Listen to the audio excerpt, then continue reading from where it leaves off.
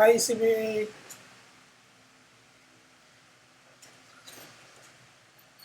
Turuan ko po kayo kung paano mag-migrate ng email nyo mula sa webmail papunta sa mail client nyo. Depende sa mail client nyo mula sa, kung Mac OS kayo, gagamit kayo ng mail. Ito yon. Kung Windows naman kayo, pwede kayong gumamit ng Outlook o di kaya Mozilla Thunderbird. Mozilla Thunderbird, libre yon. Pwede nyo download kahit saan kung wala kayong Outlook. So, uunahan kong gamitin yung mail app ng Mac OS. So, madali lang yun. Ito lang yan. Yan.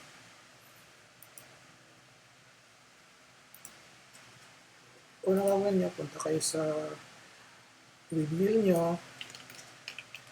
Tapos, copy. Paste dito sa browser. Tapos, login. Yung sa akin kasi naka-redirect agad yan dito sa route queue. So, stop ko. Tapos, pipindutin ito, configure mail client. Pindutin ito. So, makikita nyo naman dito, applications, at protocols. So, ito. Kung Mac OS kayo below 10.7, dito nyo gagamitin. Ito yung gagamitin nyo. Kung lagpas naman kayo sa 10.7, ito yon. So, since ako is lagpas sa 10.7, so 10.9 ako, so ito yung gagamitin ko. So, mas madali ito. Dito nyo lang to. Tapos, proceed. Tandaan ito. Tandaan ito. Okay. Tapos, since na-download ko na yan, so mayroon niya nakalagay 1. Open ko yan. Yung dalawa na yan. So, either ko ito. So, nagawa ko na ito kanina. Test ko yan. Ito ba ang pwede? So, open. Run.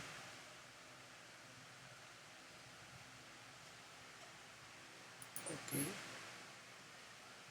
Tapos sabi niya, the upload niya sa TP. Control na pwede successfully. Okay. So, yan. Matamang-tamang. Tapos, gagawin niya ako. Yan itong password niya. Paste na dyan.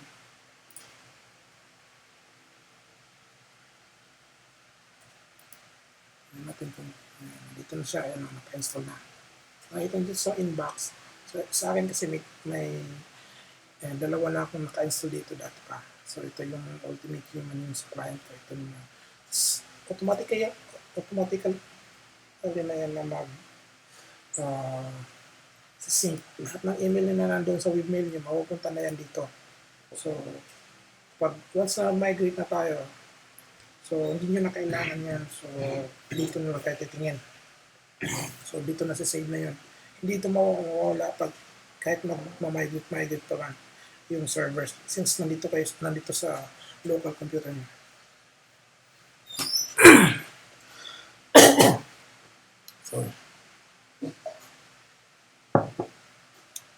So, okay na yan. So, makikita nyo dito. Ito yung mabubuksan yan. Ayan. Lahat ng email nyo nandito na.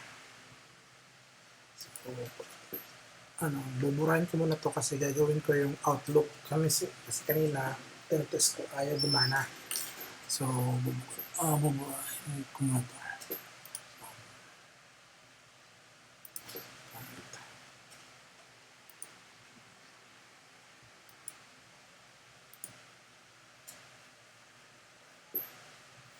Okay na. So, sa Outlook, minsan kasi pag ito din download mo, hindi gumagana. So, ang gagawin natin, manual natin gagawin yon. So, kasi pag ito yung ginagawa, hindi talaga Kaya subukan ko, hindi gumagana yung iba. So, yung iba naman gumagana. Pero kadalasan hindi ito gumagana. Nasubukan ko to ilang beses na. Hindi lang sa ganitong pagkakataon. So, itong gagawin natin. Sa Mac OS, yung accounts, nandito sa tools, account. Sa Windows, parang dito din yata yan accounts. So, yan. Pagbago. Pagbago, nakita mo ba? Bago yan. So, pipindutin nyo to. Email account. Talagay nyo yung email nyo. Ayan. Tapos, password. Username. Pareho lang yan. Dito. Para makasigurado kayo kung tama yung username nyo, punta kayo dito ulit. So, makikita nyo naman yun eh. Ayan o. Pares lang. Sunod, ang gagawin natin yung incoming server. Kukunin nyo to. Copy.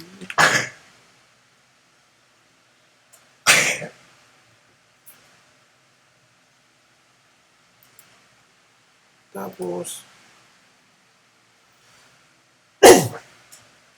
incoming server. Ito yun. Pintin nyo yan. Ilagay, paste nyo. Dapat walang space kasi hindi yan gumagana. Tapos, papayan nyo lang ulit yan. Lagay nyo dito.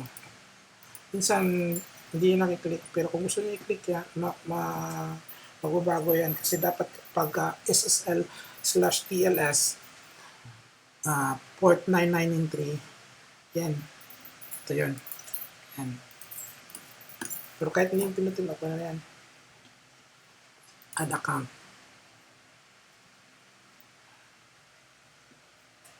Tapos, okay na po.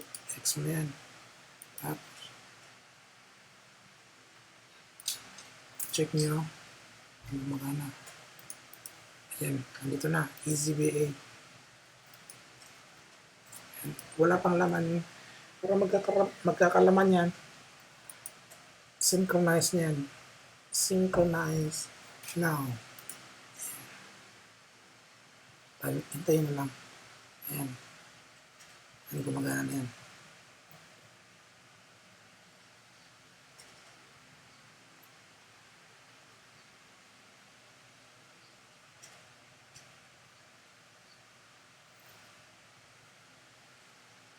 So, depende kung gaano kadami yung email nyo. So, ma-check nyo yung email nyo kung pagpunta nyo dun sa mail client nyo, sa webmail, ilang email nyo. So, sa akin kasi nasa 1,000 mahigit. So, 1,300 something yata yun. Yun, lahat na. 1,350. So, okay na. So, makikita nyo lahat ng email nyo.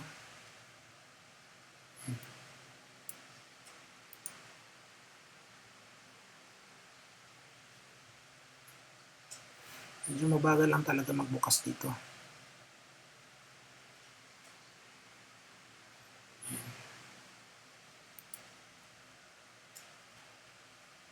Nagaganda dito sa Outlook kasi madaming magagawa, pero yun nga lang mabagal.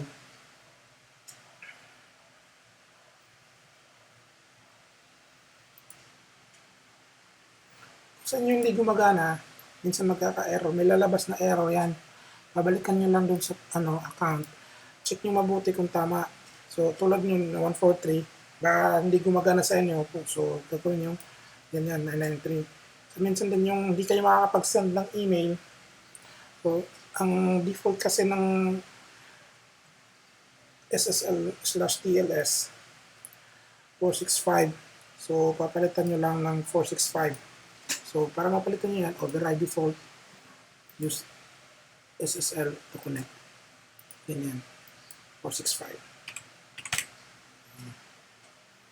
So, okay. Close. Ayan. Yan na. Lahat ng email nyo nandito.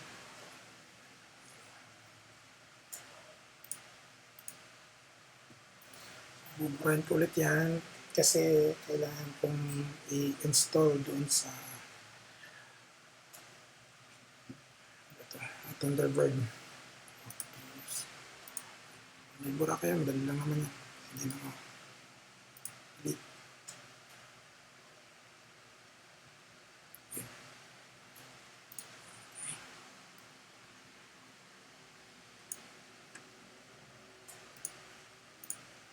Thunderbird, wala dito yon. So, manual ulit.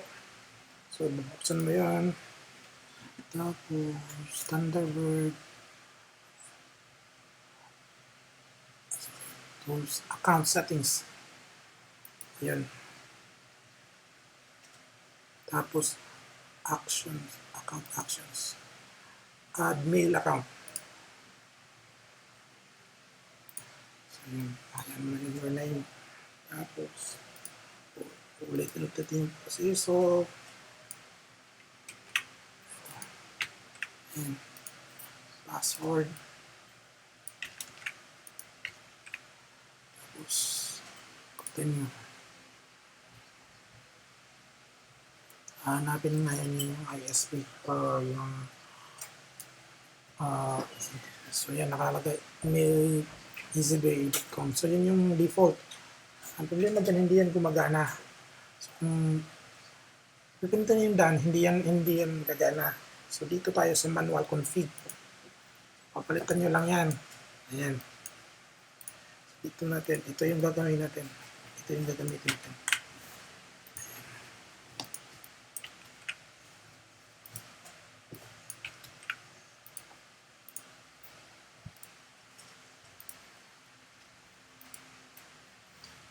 Ano to?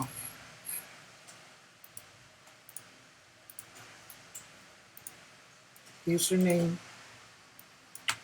Ito nyo yan. Ayan. Ayan. Test.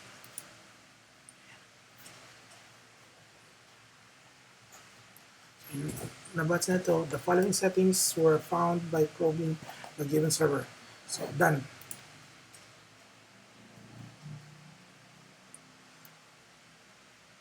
Okay. Ayan, makita niya.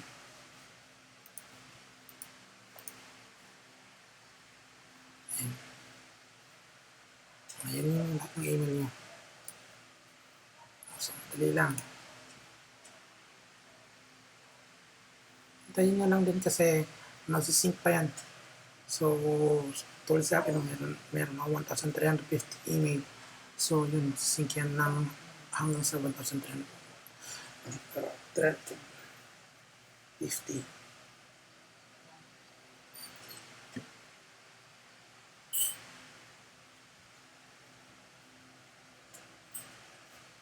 Hintayin lang.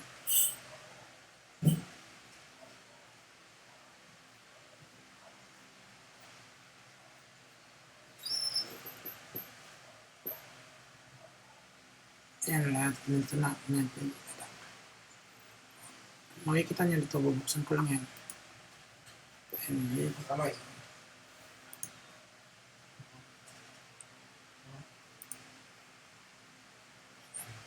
Lahat ng email. So, kung nahihirapan kayo, kontakin nyo lang ako or magtanong kayo dun sa forum natin para maturuan ko kayo.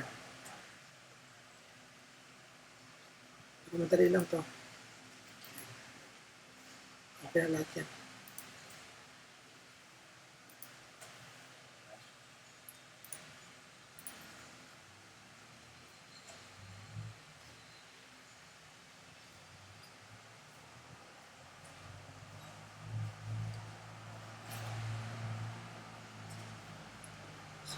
Okay na. Salamat.